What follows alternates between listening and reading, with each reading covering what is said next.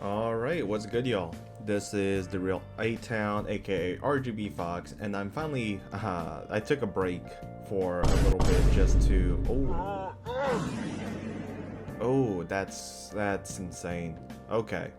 I took a break for a little while, as there was a lack of content, and then I finally stormed some video ideas, and so now I am looking to see what comes about this tournament today. This tournament was recorded today on the 30th. No, I'm sorry, 29th of August. Labor Day weekend here for America, and as it speaks right now, we are currently in the World Celebration weekend, right? So every local is going to, that's OTS verified, has the envelopes, right, that contains the Breaker, the Magic Warrior, and the Mirror Force in a special rarity. So I don't know if I'm gonna go to it today, but I'm gonna try my best. And here we see Joe on top versus Nick on the bottom, playing a yummy mirror match. And Joe drew, I think, 4 cards with the double fuwa here. And we see Nick had to concede a little bit of, his power on his board. But I think overall this is a-okay. So here we see Nick with the Cup C. He ended up searching a copy of Cookie and Cup C. We also now see the normal summon of the Cup C on the top by Joe, and Nick on the bottom. Looks like he got hit with Bell, so he cannot reborn anything from the graveyard. Now, if I had to talk about the strengths of both of these players, I would say that Nick is the better Yummy player overall, but that's not to say that Joe is terrible. It's just that some of the games that I've seen him play in, he hasn't played his very best. But that was just a few weeks ago, and now time will tell whether or not he has improved. Now, here's the thing. He knows what Nick has in his hand. I guess there's no way for him to OTK, since the minion couldn't have been placed with the Veiler having hit it, right? So looks like he's just going to set up an end board to just try to beat the 2 cards that Nick has, which again are a Cupsy and a Cookie. Is that all? He has a Purge in hand. Why didn't he purge the Cupsy? Yeah, why didn't he do that? See, this is what I'm talking about. There's just like certain things here. I mean, maybe he didn't want to get hit with the I don't know actually. Yeah, because he could have still used Bell in that exchange as well, and then Nick would have had no cards in hand at this point.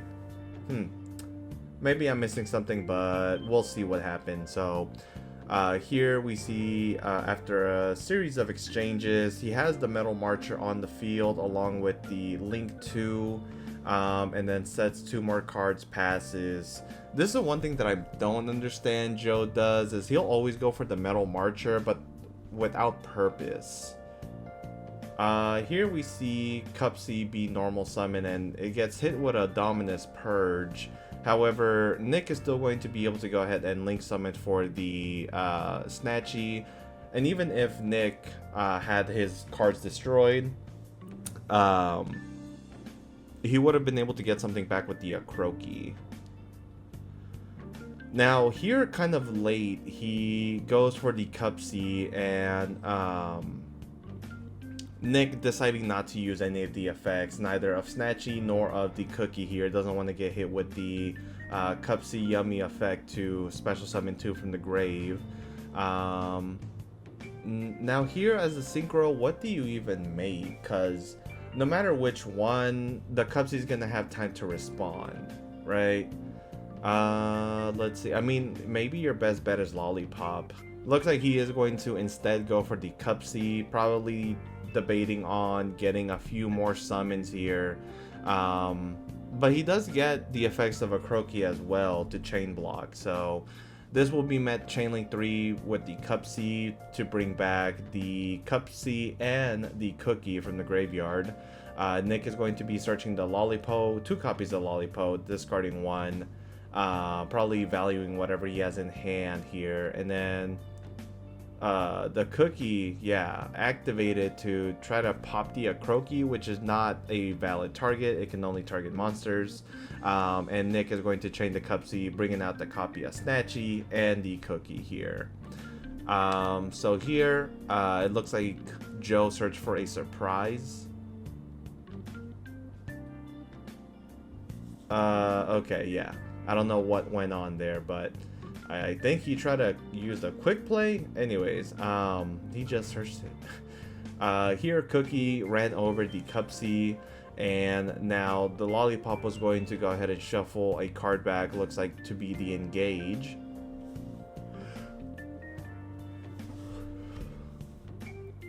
I am so tired. I woke up late today. I woke up at 5:30. I know, unemployed business mother, you know.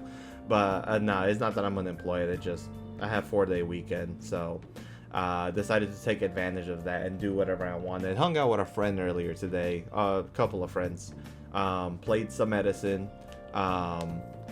and now I am here commentating over this few matches that came in. And look at this. So Nick going for game here.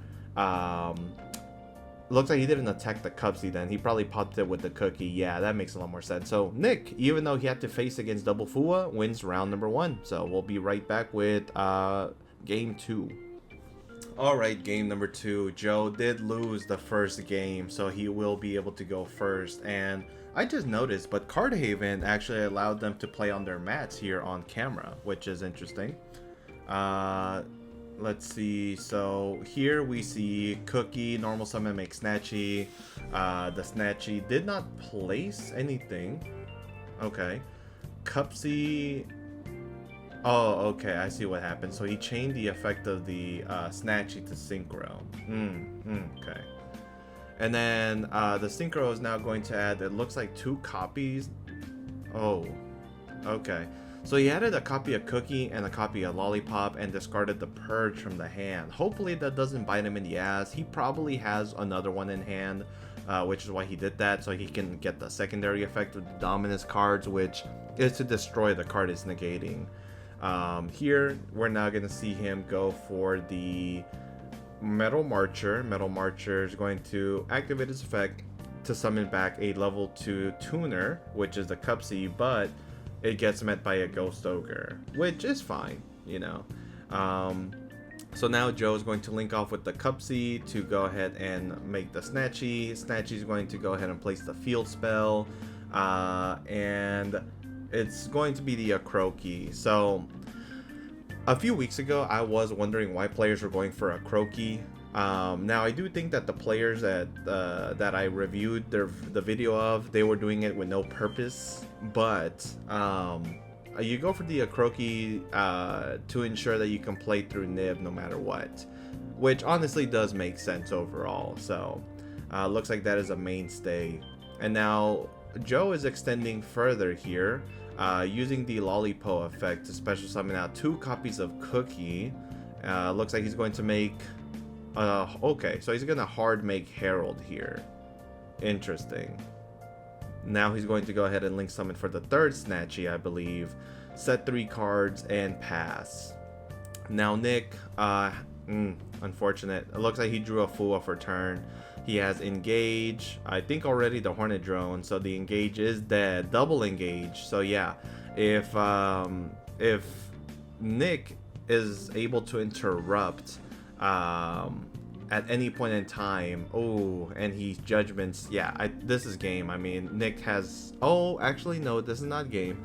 Looks like I overlooked, but he does have a Cookie here. So he can normal summon the fuwa, make Almirage, and then special summon the Cookie, and then he can continue his plays. Oh, Joe does Book of Moon here, and that is going to be game. So both players 1-1. We're gonna come back in game 3 and see who takes the set. Okay, so we are going to go ahead and have Nick start off by using Hornet drones. Looks like he's always opening it, and looks like he has no yummy monster in hand. That's a lie. I saw the Lollipop, but he chose not to use it so that the Cupsy would get negated by, let's say, an Imperm.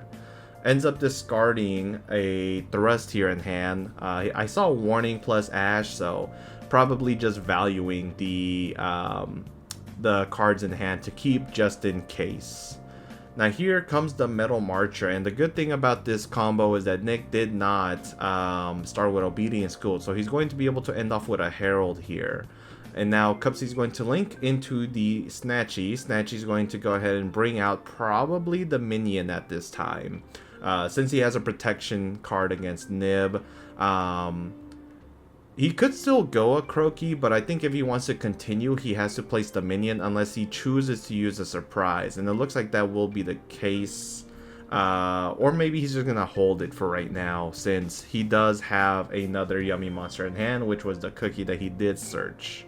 Here, Lollipopo is going to special summon both the Snatchy plus the cookie, and looks like he's not going to end with any link monsters on the board aside from SP. So he has SP to banish, he has Herald to negate and destroy, and he has Lollipop to bring back 2 from the grave. And Joe will start with a Lightning Storm. This is probably calling back row. Here we see the Herald be chained to negate it. And does Joe have anything to follow up? The answer is yes. He is going to go ahead and utilize the effect of the Obedience School, which gets met by an Ash Blossom. And then he chains Fuwa. He controls the Obedience School, so he cannot activate Fuwa here. So this was an illegal play. Okay. Yeah, I mean, there was so much that went on here that was wrong, but it's okay. So on resolution, or on the last chain link, Nick did go ahead and utilize the surprise to bring back the Cupsy. So even though the Lollipopo's Reborn effect got negated, he still has a way to play.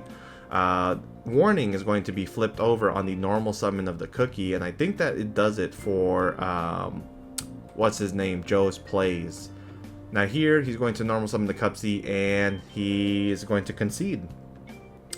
I wouldn't have conceded there. There was almost no reason to. Well, no, I guess that's not true. I was gonna say it was gonna become a little hard for Nick to win anyways, because he didn't have a link zone free for the you know, to make the Snatchy. But I guess if he summons Lollipopo, makes the Snatchy, he still doesn't get the card, so we'd have to search it with the Cupsy, and then at that point he would have game. So I guess this was all fine. So yeah, GG's to Nick. He is going to move on to round number 2. So will Joe, but we'll see who ends up being featured in the second round. So I'll catch you guys on the next one. Peace. Have a wonderful day. And if you are going to participate in the World's celebration, consider going to Card Haven's shop. I think they're going to start round 1 at 12 o'clock. So be there or be square.